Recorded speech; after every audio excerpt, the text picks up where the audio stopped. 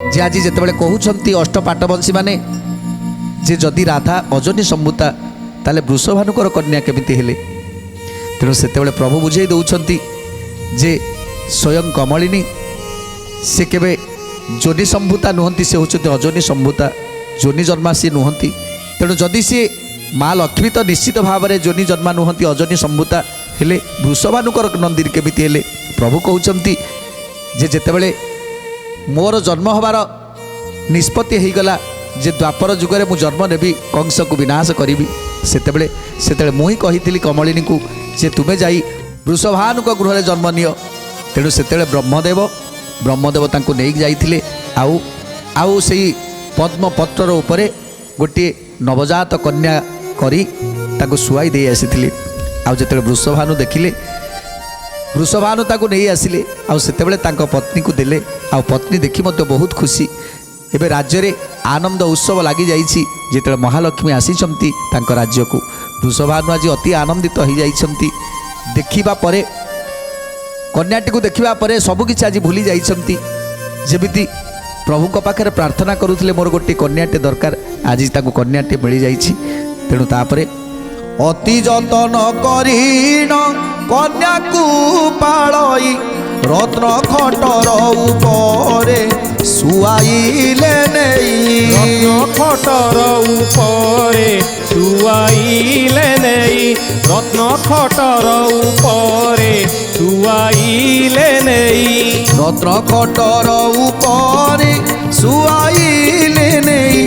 चित्र विचित्र चांदुआ टाणिले कतई, चित्र विचित्र चांदुआ टाणिले कतही, चित्र विचित्र चांदुआ टाणिले कतही। उतान साई होइन सोइला कबाड़ी, क्षीर न छुई सेई फूलर दुलाड़ी।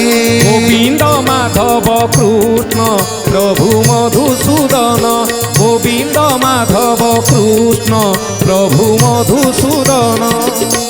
तेणु आज वृषभानुक गृह में महालक्ष्मी विराजमान करिसंती। माँ को पाखुरु ना क्षीर खाउछंती ना तांकर मलमूत्र अछि। तेणु आज शुद्ध निर्मल हेई आज लक्ष्मी शोइछंती। ए कथा को समस्त देखुछंती, आश्चर्य होउछंती। ए तो सब अलौकिक कथा। ना कन्याटी खाउछि ना मलमूत्र त्याग करुछि।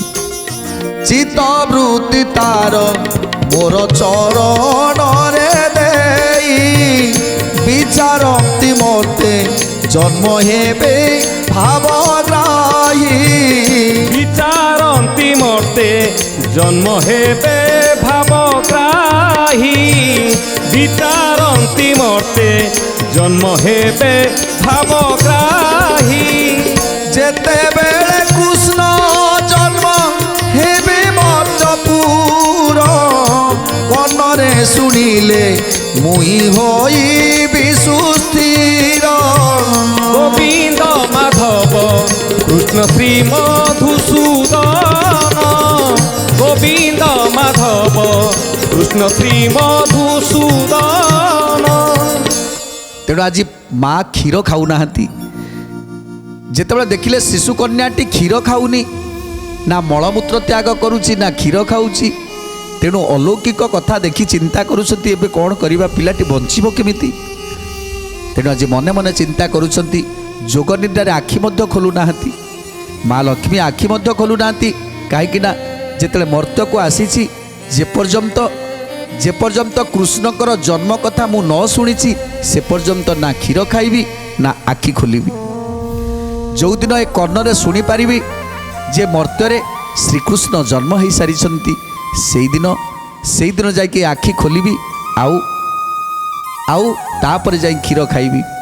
आज प्रभु को ध्यान करिसंती। केतेबेले प्रभु आसीबे, कृष्ण चंद्र गोपे जेबे हेबे अवतार, तेबे क्षीर नीर मुही करिबी आर, तेबे क्षीर नीर मुही करिबी आहार, तेबे क्षीर नीर मुही करिबी आहार।